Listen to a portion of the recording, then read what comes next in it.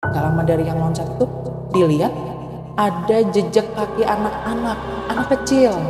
Anak kecil jadi Pas Bibi loncat ini dia lihat sesuatu kayak air yang gitu aja kayak, tapi nggak tahu apa. Jadi dia nggak bisa lihat, cuman kayak ada sesuatu yang cilong gitu, terus loncat lah, maksudnya kayak logikanya masih kayak loncat.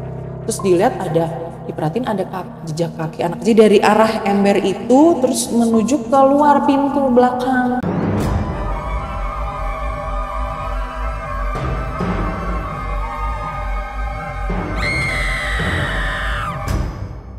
Assalamualaikum warahmatullahi wabarakatuh. Kembali lagi bersama saya Gali Lesmana di channel The Myth Official.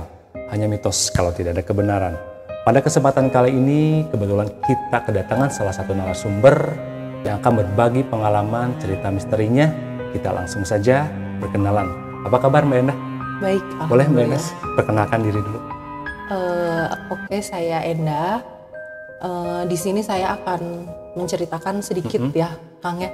Untuk pengalaman misteri ya, maksudnya yang sampai saat ini masih belum terpecahkan gitu ya. Pengalaman kebetulan di kampung halaman saya. Itu di daerah? Di Lampung. Oh, di Lampung. Betul, ya. Tepatnya di Lampung Timur. Lampung Timur? Iya. Nah, Sobat Demeter, bagaimana pengalaman atau cerita misterinya?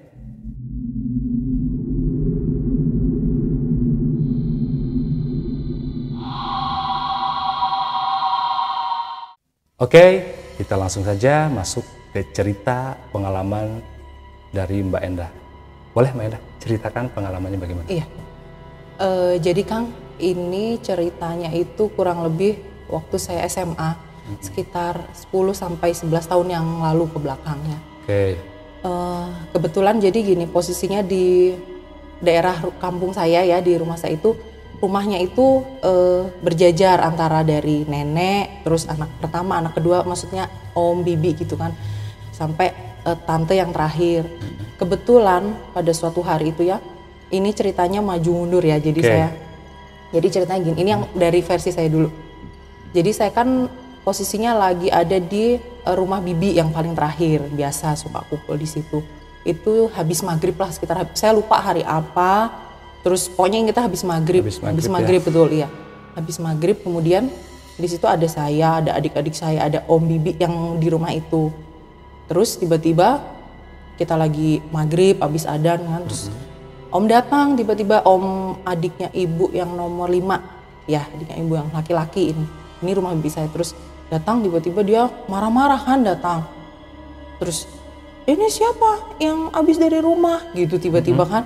Terus kita kaget kan di rumah, siapa maksudnya gitu kan, kenapa gitu, itu siapa anak-anak gitu kan, ada saya, ada anak-anak kan kecil-kecil, siapa mana ini, nyebutin satu-satu semua ponakannya ya termasuk. Terus siapa tadi yang ke rumah gini, kenapa, jadi kitanya yang di situ tiba-tiba kenapa sih gitu padahal kan, nggak tahu kejadiannya apa-apa ya, tiba-tiba kok kenapa sih gitu. Terus itu di rumah main air gitu kan, si om kan marah-marah, dia marah-marah, udah badannya emang kan marah, main air gitu, udah tau maghrib gini-gini anak-anak gitu kan, ngomel, kenapa orang semuanya, kata si bibi, kenapa orang semuanya ada di sini gitu kan, semuanya ada di sini anak-anak, siapa yang main air gitu kan. Jadi terus itu lihat di rumah gitu kan, lihat di rumah, kenapa sih kan, pada heboh kan, pada ini ribut karena si om. Jadi ceritanya di rumahnya itu katanya ada anak kecil yang main air gitu di dapur gitu, di dapur. Padahal ponakannya semuanya ada di rumah bibi satunya lagi kan.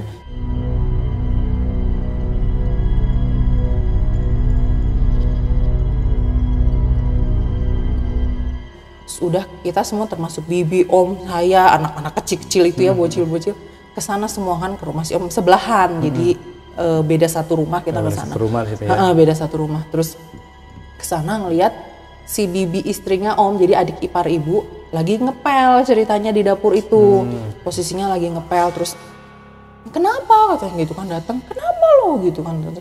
Iya tadi gini lagi ini gitu kan, sampai marah-marah. Ceritalah akhirnya si bibi istrinya om ya, cerita. Jadi dari kondisi itu waktu abis maghrib kan ceritanya si om suka diinjek-injek ya kakinya ya, kalau orang-orang ya pegel kali kan abis kerja sama istrinya, lagi diinjek-injek. Terus tiba-tiba kok dengar, jadi di dapur itu ada kayak bak ember gede untuk nampung air gitu loh Kang. Oke. Nampung air jadi untuk ngendapin air biar bersih kan, nah, untuk kayak masang air. Filter lah gitu ya. Nah gitu bener. Tapi zaman dulu kan jadi di bak gede gitu. Kok ada dengar suara air gitu sambil nginjek-nginjek.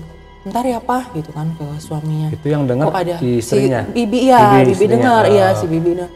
Bentar ya Pak gitu. Kok ada apa di belakang kan? Posisinya pintu belakang dapur itu nggak ditutup. Waktu itu teh maghrib teh nggak tahu lupa nggak tahu gimana ceritanya. Terus ke belakang dilihat kok air itu nggak tumpah sih Kang, nggak tumpah cuman kayak goyang gitu si air kayak teh. ada yang mainin gitu ya? Kayak ada sesuatu di dalamnya dideketin sama si tante kan ngedeketin. Waktu dideketin di dalam itu jadi hitam. Ini apa ya? Hitam. Jadi air kan baknya itu merah warnanya. Si ember itu merah terus waktu dideketin kok hitam gitu kan. Terus kok hitam terus dari itu apa nggak lama dari itu terus kayak celeng kayak ada yang loncat ya dari cuman itu nggak tahu apa kayak ikan atau apa sesuatu yang gitu keluar terus tapi nggak tumpah terus pastinya nggak lama dari itu diperhatiin. Jadi di sana belum keramik, masih semen. Oh iya, si lantainya. Gitu ya, betul. Jadi jejak kaki atau basah atau apa itu kelihatan. Debu atau apa kan kelihatan. Terus nggak lama dari yang loncat itu dilihat ada jejak kaki anak kecil. Anak kecil jadi pas bibi loncat ini dia lihat sesuatu. Lihat. Kayak air yang gitu aja kayak tapi nggak tahu apa. Jadi dia nggak bisa lihat cuman kayak ada sesuatu yang celeng gitu terus loncat lah maksudnya kayak logikanya mas kayak loncat terus dilihat ada diperhatiin ada jejak kaki anak kecil dari arah ember itu terus menuju keluar pintu belakang.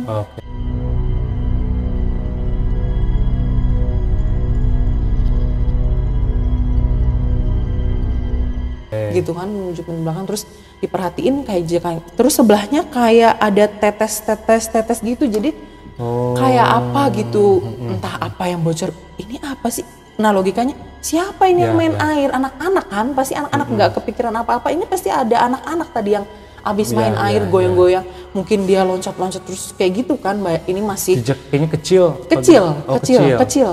jejak kakinya kecil kayak anak umur 21 tahun gitulah jadi kayak anak-anak kecil iya masih kecil banget kan terus ini pasti anak-anak ini terus Pak teriak ke suaminya kan Pak sini lihat gitu ini kenapa gitu kan suaminya terus ke belakang setelah dilihat ini pasti ada anak langsung anak-anak ini pasti curiga anak-anak nih ponakannya yang apa main air udah tahu maghrib main air gitulah ya udah pokoknya anak-anak aja ini udah pasti anak-anak langsung makanya dia lari terus setelah itu dilihat kok diperhatiin udah lagi ngepel apa segala macem kok aneh semuanya nggak ada yang ngaku anak-anak semuanya ada di rumah kan anak-anak kecil semuanya nggak ada di saya udah gede waktu itu posisinya betul saya udah gede udah gadis saya udah SMA berarti ini anak-anak kelakuannya kecil-kecil nih semuanya ada di rumah gitu apa kan setelah itu udah dipel aja udah terus kebesokannya udah ini nanya lah ke orang tua lah ya gitu ya Kang di sana tuh nanya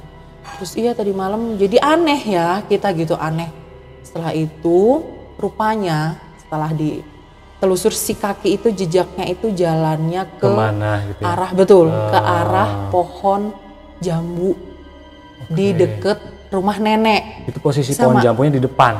Agak jauh jadi ini berjajar nenek, kebun kosong terus rumah bibi, rumah om itu ada rumah lagi baru rumah. Jadi sekitar sini 100 meter lah ya, 100 sampai 150 meter dari rumah si om tuh. Setelah dilihat ya Allahualam ya itu ke arah sana dan itu setelah ditelusur jadi si om itu punya usaha buat sofa Kang di rumah buat sofa gitu betul ya? Betul ada sofa kecil-kecilan lah ya si om pada saat itu nah ada jambu bol kalau di sana mah jambu bol jambu Jamaika kalau gede gitu ya betul jambu pohonnya gede banget ya, pohonnya gede. Itu ditebang karena memang nggak jarang berbuah jadi ditebang si kayunya itu dibawalah ke rumah om ceritanya ditebang oleh si om ya nyuruh orang betul nyuruh orang daripada kayu dibuang apa sayang kan gitu jadi dimanfaatin untuk buat furniture betul buat sofa gitu dibawalah pulang setelah itu ditelusur yang tadi saya bilang telusur arahnya ke si batang pohon yang ditebang itu terus dilihat ada bekas bakaran di batang di depan pohon itu? Di batangnya. Oh, di batang. Jadi kayak nyapu terus dikumpulin di tengah batang terus bakar-bakar. Setelah ditanya rupanya yang ngebakar itu bapak saya. Kemarin sorenya sebelum kejadian itu, iya saya bersih-bersih kan bekas pohon-pohonnya. Pohon yang masih tumbang itu kan ya, bekas pohon dibersihin, dibakar lah, bakar-bakar. Jadi bapak saya bakar-bakar di situ. Ya logikanya berarti mungkin yang nunggu di situ. Jadi kayak kepanasan gitu ya, terus dia tuh nyari air, kebetulan si pohon yang rumahnya dia tadi dibawa ke tempat si om gitu kan, jadi kemana nih rumah gua gitu kan, jadi dia nyari di sini, jadi dia cari air lah gitu, jadi kayak logikanya iya gitu ya, seperti itu sempat mau mademin api. Iya, kayak dia mau dibakar, mademin api yang jadi sampai malam pun memang sampai besoknya masih ada bekas kayak abu-abu asap gitu loh, Kang. Iya, jadi kayak masih sisa gitu, jadi mungkin iya gitu kayak gitu sampai sekarang, jadi masih yang masa sih gitu ya, masih kayak nggak percaya masa sih gitu.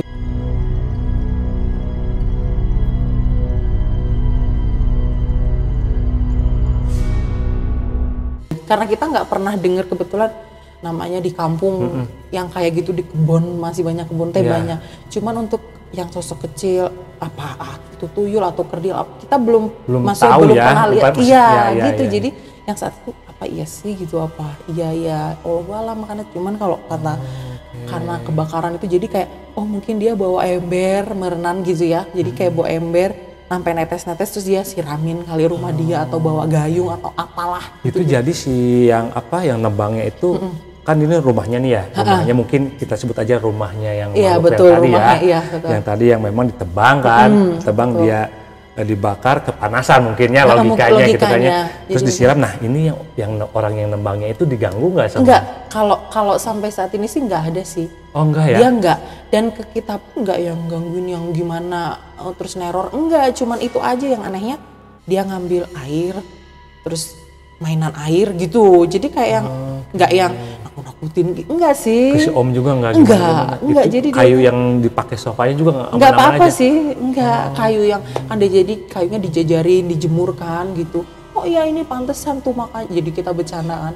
Itu pantesan makanya kayunya jangan dibawa pulang, ini nih dicariin gitu-gitu. Jadi kita bercanda, tapi enggak yang ganggu sampai teror gitu, enggak sih. Enggak sampai gitu, cuman belum terpecahkan ya ini apa gitu. Betul, karena kita enggak pada saat itu ya kok kan malam-malam kan masih udah di kebun kan, ya merinding juga kan, takut masa sih gitu. Besoknya baru setelah pertanyaan ya nanya ke yang orang tua lah ya yang di sana gitu.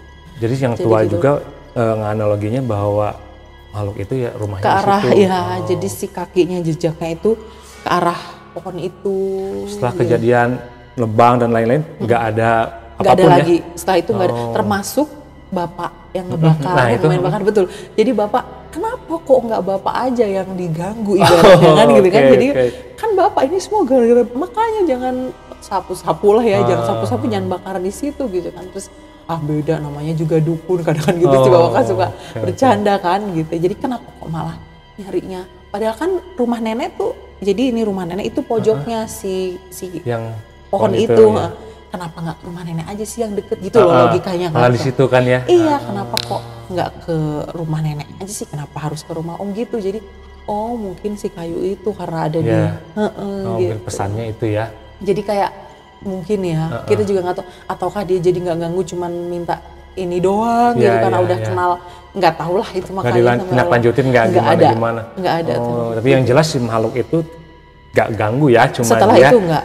Cuman memang kasarnya tadi pengen mademin api doang ya. Kayaknya ya. Menunjukkan bahwa di situ ada ini dia tuh rumah gitu ya. Gue gitu loh, kayaknya kayak rumah aku kalian gitu loh, tapi nggak yang gimana. Kondisi di situ pohon jambunya cuma satu apa? Satu, pohon jambu satu, dan itu besar, memang gede banget. Tapi udah jarang berbuah, ditebang lah. Jadi tinggal sisa akar sama batangnya itu sedikit. Nah itulah tempat ngebakar.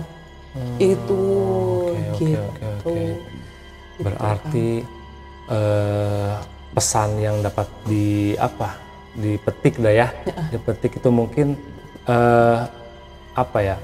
om-omnya Mbak Enda ini mungkin dalam hatinya permisi dulu mungkin ya. Iya, karena betul. mungkin dia nggak ganggu mungkin ya. Benar. Atau mungkin dia juga bisa mungkin ya. Karena kalau orang biasa mungkin udah diganggu itu pasti. udah diganggu pasti Iya, itu. bener-bener. Nah, mungkin Mbak Endah ada kelanjutannya? Cukup. Oke. sih. Iya. Nah, Sobat Demiters, itulah cerita pengalaman dari Mbak Endah yang kejadiannya bertepat di Lampung Timur ya. Betul. Semoga Sobat Demit Official semua dapat mengambil satu pelajaran, dapat mengambil hikmahnya, dan tak lupa terima kasih untuk Sobat Demiters yang sudah nonton dari awal sampai akhir video ini. Yang belum subscribe juga mohon di subscribe. Jangan lupa untuk dukung terus channel Demit Official agar kami dapat berkembang dan kami lebih semangat dalam membuat konten-konten terbaru. Mbak Endah, terima kasih. Sama-sama, Gali Kak. Lesmana pamir undur. Mbak Endah juga pamir undur. Assalamualaikum warahmatullahi wabarakatuh. Salam Demit Official.